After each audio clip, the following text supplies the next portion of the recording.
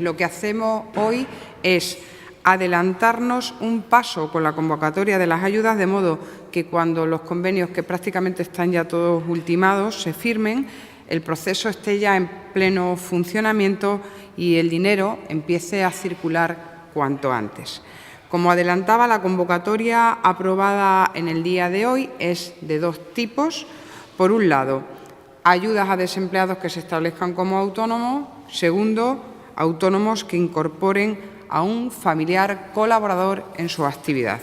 Para ambos casos, los interesados, como saben, pueden solicitar un préstamo de hasta 15.000 euros o una subvención que puede alcanzar los 7.500 euros. Se estima que estas ayudas podrán generar en torno a 2.500 autónomos nuevos en la región.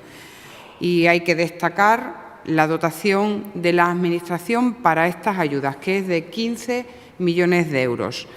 Teniendo en cuenta, además, la aportación que realizan a través de los convenios las entidades de crédito, se alcanzará la cifra total de 45 millones de euros en manos de nuestros emprendedores.